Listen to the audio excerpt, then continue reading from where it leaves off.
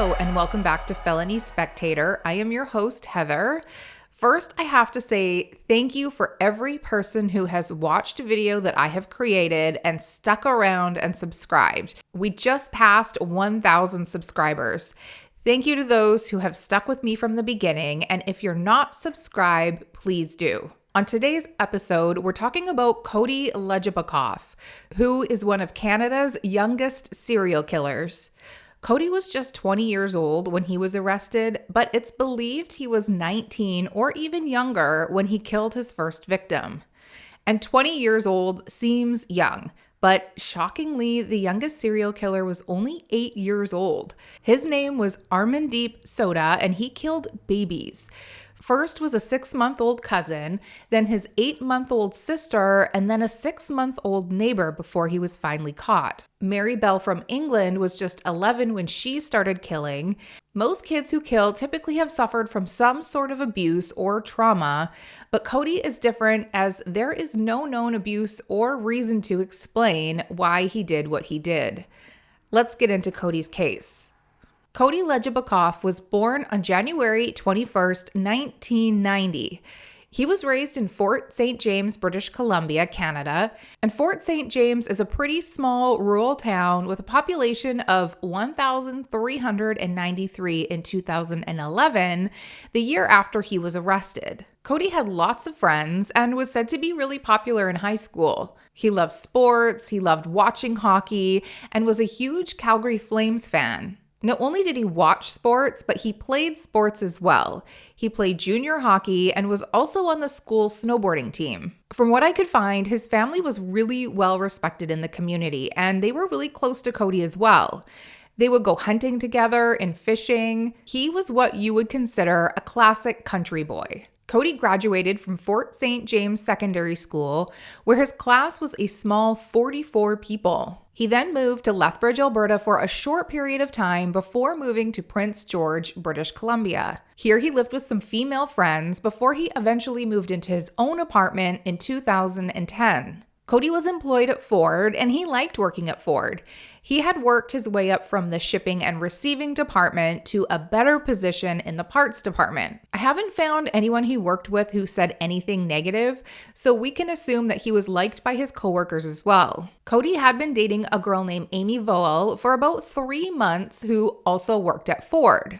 They got along great, and they spent a lot of their time together. Amy often sleeping at his apartment between 3 to 4 times a week, and she also considered moving in with Cody. The last time Amy spent time with Cody was on November 27th after they got off work. They didn't do much, just watched a little TV until Cody would start to fall asleep in her lap. He told her that he was really tired, but it was still early, so she decided to go home, and that was around 6:30 p.m. Then around 9:30 p.m., an RCMP would see Cody peeling out of an old abandoned logging road off Highway 27 between Fort St. James and Vanderhoof. Cody was driving so fast that when he entered onto the highway, he skidded into the oncoming lane before straightening himself out.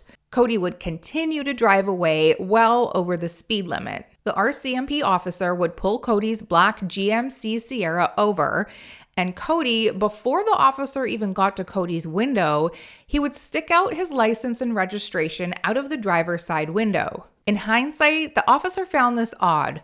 Most people wait until the officer approaches their window to produce a license. Perhaps Cody didn't want the officer to get too close to him or look inside his truck too closely. Now, Cody was seemingly polite and informed the officer that he was on his way to his grandfather's house. He apologized for speeding and said he was in a little bit of a hurry since it was getting late. The officer noticed first that Cody was wearing shorts, which was strange because it was snowing outside and minus 10 degrees Celsius. While looking at Cody's shorts, he also noticed that there could be some blood spots on Cody's thigh. There was also some blood on Cody's chin, as well as an open can of Lucky Lager beer. The officer asked Cody to get out of the truck because he needed to confiscate the beer and make sure that he wasn't drunk. Now, Cody was calm and didn't seem alarmed or nervous, even after being pat down. The The officer did find a small hunting-style knife in Cody's shorts,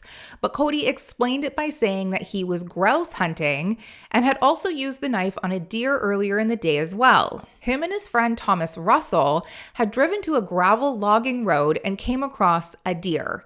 Thomas shot the deer, but it ran off. So they together tracked the deer and eventually found it and proceeded to kill it. Cody didn't have a hunting license, so they were poaching this deer illegally, but he seemed very apologetic. The officer believed him. Based on his calm behavior and calm demeanor, he thought he'd end up just writing him a speeding ticket, but he first wanted Cody to speak with a conservation officer about the poaching. After that, Cody would be on his way to go to Prince George to see his grandpa. Cody would be asked to sit in the back of the RCMP truck as the officer took a quick look inside of Cody's truck. Even though it was determined that Cody was not drunk, he also needed to make sure that there wasn't any more alcohol in the vehicle. In the back, tucked behind the seat, was a monkey-shaped backpack. In the backpack was a wallet belonging to Loren Donn Towns. A conservation officer arrived around 11 p.m., and Cody reiterated his story of finding a deer with his friend Thomas, but this time he added that they took turns beating it with a metal pipe wrench. After they beat the deer, they put it in the back of the truck and took it away to dispose of it. Conservation didn't buy it. Poachers don't usually involve young people beating animals for fun. There seemed to be something more to this story. Also, if they had beat this deer somewhere in the woods off a logging road, why bother loading it into the truck to dispose of it elsewhere when they were already in a secluded area? Conservation asked Cody why he was wearing shorts to go hunting. Cody said it was because he was in a hurry and he just threw them on. He was also not technically planning to go hunting. Cody's story wasn't making much sense, but Cody was so calm, polite, and respectful that it was almost hard not to believe him.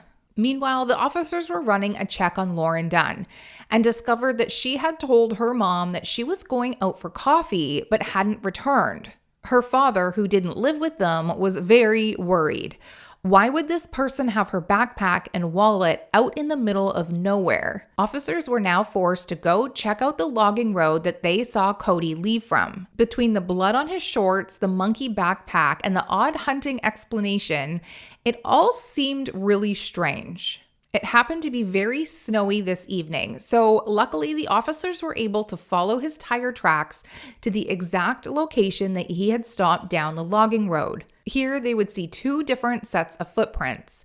They followed the prints, which then led to an area that was trampled down and splattered with blood spots. From here, there were drag marks towards the trees, which led to a body of a female whose face was severely beaten, unrecognizable, and her pants were pulled down around her ankles. This body would later be identified as Loren Donn. Loren Donn was a grade 10 student at Nechako Valley Secondary. She was said to be a sensitive, caring, and compassionate person. She loved the water, loved boating, tubing, and also swimming. Loren also enjoyed meeting people online, specifically Nexopia, an online chat forum that's geared towards teenagers. I took a peek at this website and there is an adult section, but it seems like a forum for teens to talk about everything teen. That evening, Loren had told her mother that she was meeting a girlfriend that she met off Nexopia. It sort of implied that she's done this before, but when Loren's dad called asking where Loren was, her mother became very concerned because she hadn't returned home. Sadly, they would soon learn that it was Loren who was found in the woods. Just after midnight, after the officers found Loren in the snow, Cody was arrested. Of course, Cody lied and said that he didn't kill Loren. He apparently drove up the logging road and found her already dead. He got scared and lied because he didn't know what else to do.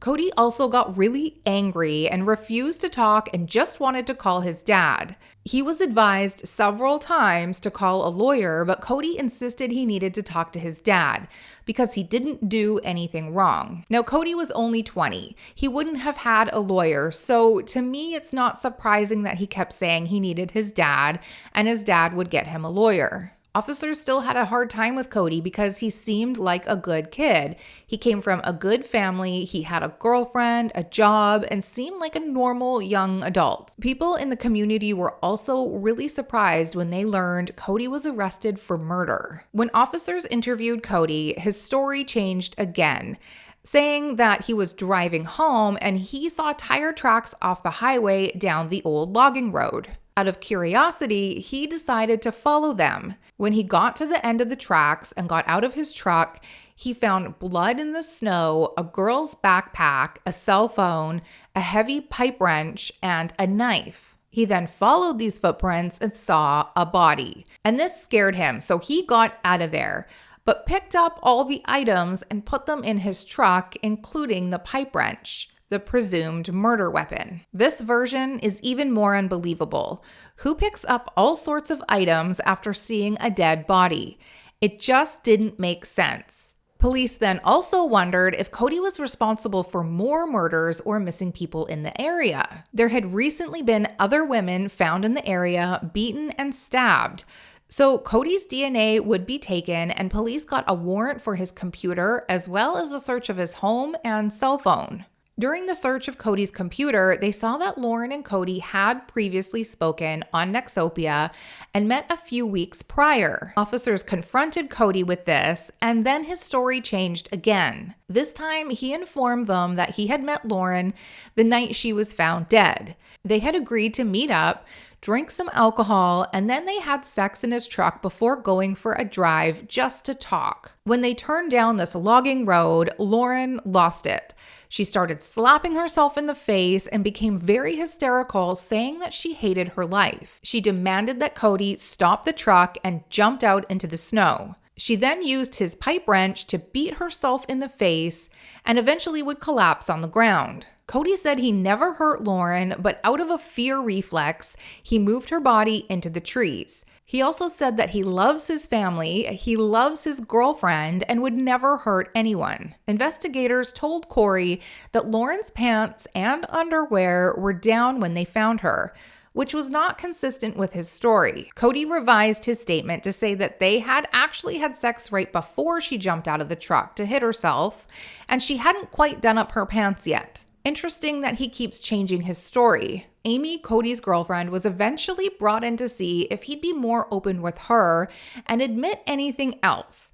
But unfortunately, his story didn't change much. He insisted to Amy that he did not kill anyone.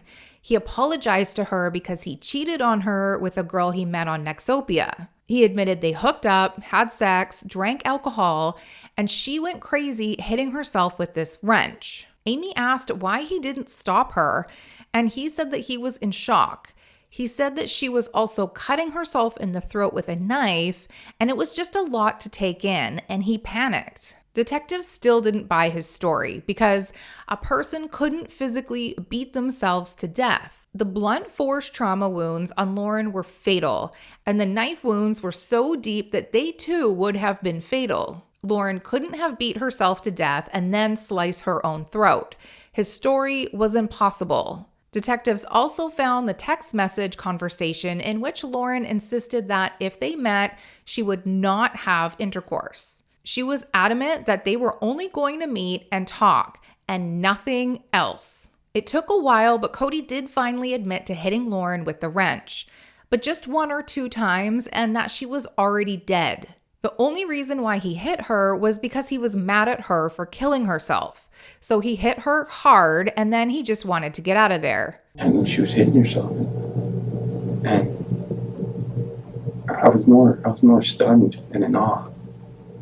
And at the end of it, I was just like, what the f*** is going on here? Loren's body would be sent to Erie, Pennsylvania for a more detailed analysis of her injuries. This new report would be compared to 2 other women discovered dead in the area, 35-year-old Jill Stuchenko and 30-year-old Cynthia Maas. Jill was the mother of 4 boys and 2 girls and had gone missing October 22, 2009. She was found 4 days later just outside Prince George in a secluded area that was actually used for hiking.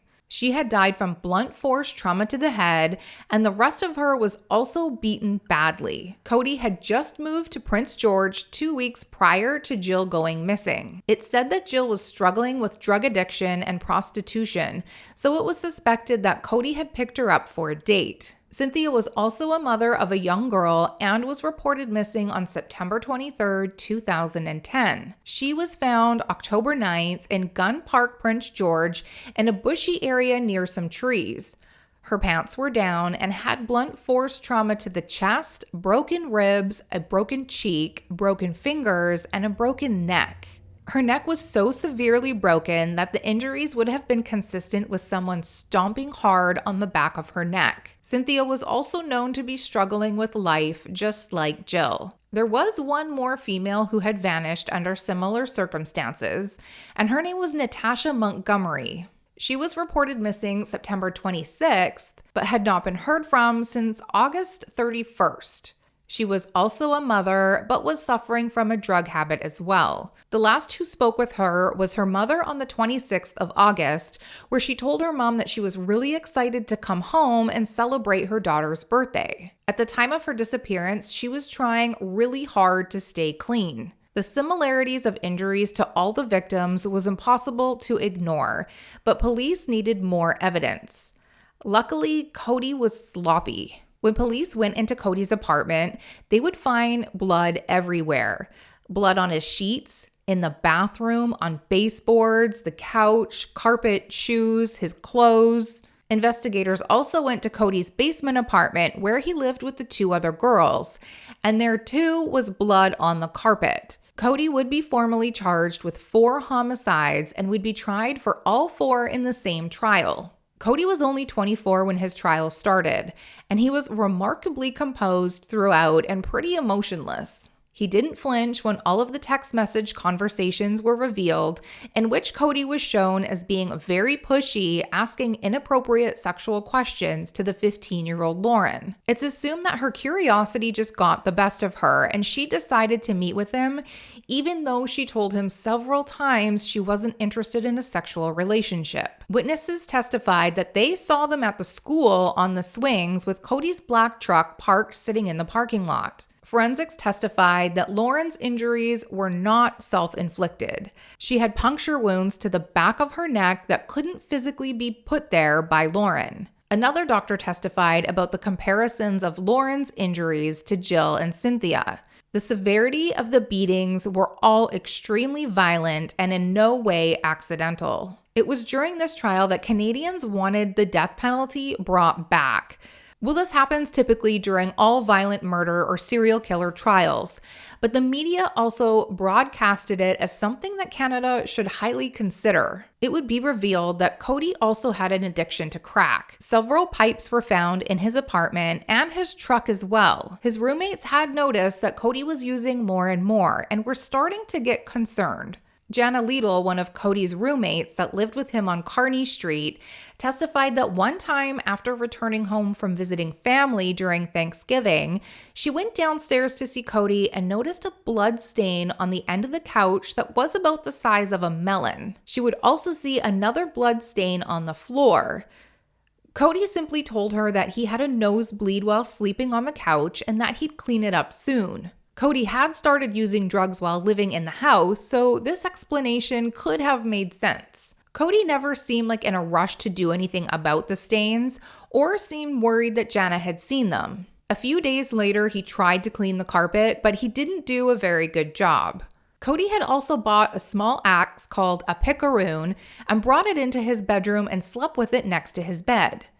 When asked why, he said that the basement was scary and that he was worried about intruders. The girls in the house weren't scared of Cody. He was a nice guy. The group also had a lot of parties in the home as well, and sometimes even welcomed strangers into the house to party. They would drink a lot, but it was when Cody was seen doing cocaine that the girls really weren't impressed. Other than using at parties, Cody was pretty secretive about it. But they also noticed that Cody started to hang out with people who seemed shady. Cody was also said to be messy, which was an issue with the girls too, but again, they needed him there to help pay rent. When he did finally move out to his own apartment, they weren't too upset by that. Amy, his girlfriend, testified as well, and she was able to corroborate what others had said about Cody. While they were dating, she spent a lot of time in his apartment, and while there, she did notice the odd stain. Once a bloody handprint showed up on the wall near the front door, but Cody had explained that he cut his foot badly one night while drunk,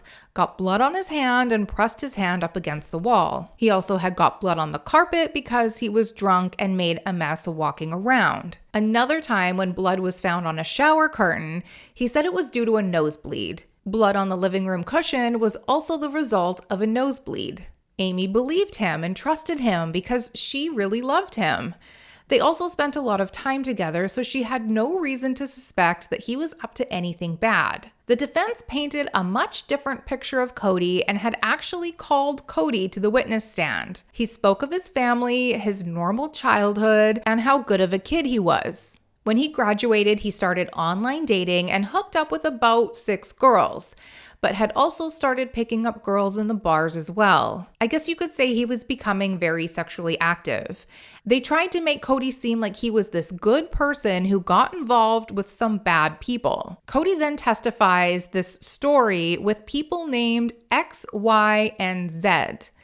He goes on to say that if he was convicted of all these charges brought against him, he doesn't want to go to prison a rat. So instead of revealing their names, he's going to call them X, Y, and Z. The story goes that he meets X at one of the house parties that occurred at the house he lived at with the girls. X introduces him to drugs and they become friends. Sort of. They hang out, but X is more of his dealer, but they do party together as well. When asked if he had anything to do with Jill's death, he admits yes.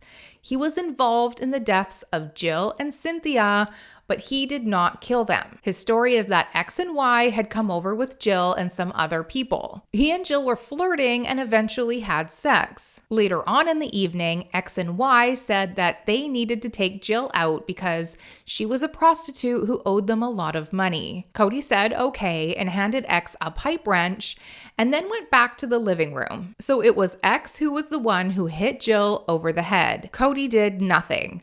X and Y would lift Jill into the back of a truck and they drove away. Cody did notice blood on the carpet, but he decided not to do anything about it. This story with X and Y is basically the same story used with Cynthia. A year later, X and Y come to his apartment with Cynthia.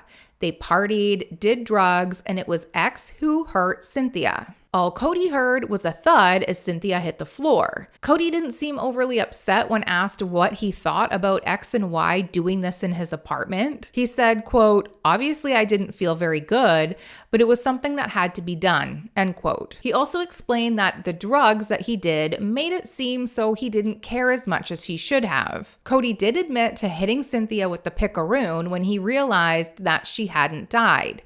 He needed to finish her off, and it was for her own good. Even though Natasha's body was never found, he was being charged with her death as well because traces of her blood were found in his apartment on the mattress, sheets, and comforter, as well as the axe he kept in his room. His explanation again involved X and Z. Same thing as before. They come over to do drugs, and X told Cody that she needed to die. Cody believed that if he didn't help, that he might be killed too, so he just let it happen. Zed handed a metal bar to X, and X hit Natasha. Natasha didn't die right away and tried to run. Zed asked Cody for a knife, so Cody quickly passes one to him, and Zed used it on Natasha. Cody said that he couldn't watch. Cody continued to buy drugs from X, even though X keeps killing people in his apartment. So according to the defense, Cody is this innocent person, and it's X, Y, and Z's fault, as well as Loren's own fault for killing herself.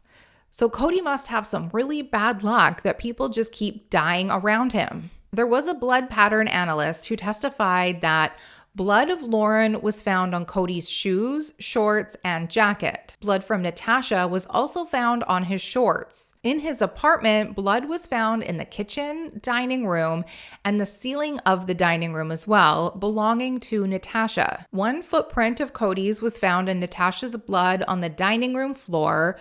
Her blood was on the living room curtains, in the hallway, master bedroom, on his sheets, a hoodie, and the bath mat. The large blood stain on the couch was found to be Jill's. It was so large that under the couch there was icicle-like formations from the blood drying as it dripped through the couch. Jill's blood was also found on the basement suite's carpet. Many of these blood samples had Cody's blood in them as well, but there wasn't anyone else's blood in the apartment or basement suite. Nobody that could have potentially been X, Y, or Z. Thankfully, the jury didn't buy his excuse that X, Y, and Z was responsible for the deaths of these innocent women. Cody was convicted on all 4 counts of first-degree murder on September 11th, 2014, and given life in prison with no parole for 25 years. Now, that's the max sentence Canada has.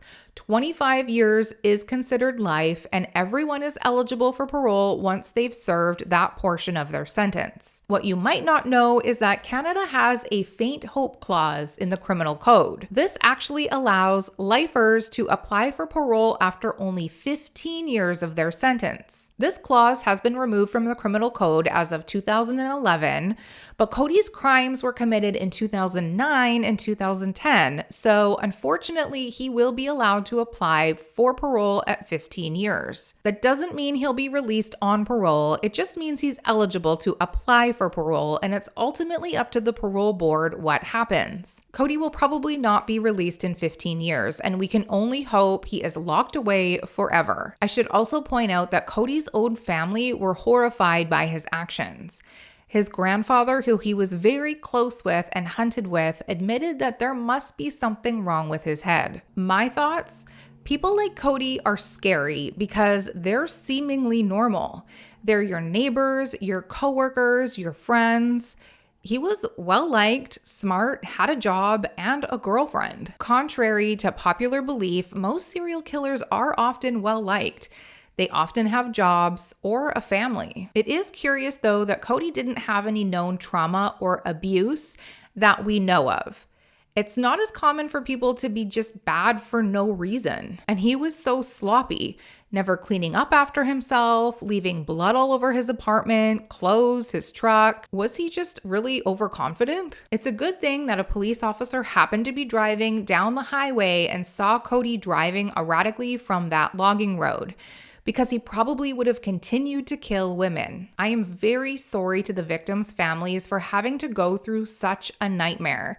And Amy, his girlfriend, I hope she is doing okay. I think Canada should add another layer to its life sentences for dangerous offenders or serial killers like Cody. They should never be allowed to apply for parole or ever be released. It's such a waste of money to have these criminals go before the parole board every 2 years and the families reliving these horrific events. He is dangerous, violent, a predator, and he is not to be trusted. What do you all think of Canada's youngest serial killer? That's it for today. Thanks again for joining me here at Felony Spectator, and I will see you again soon.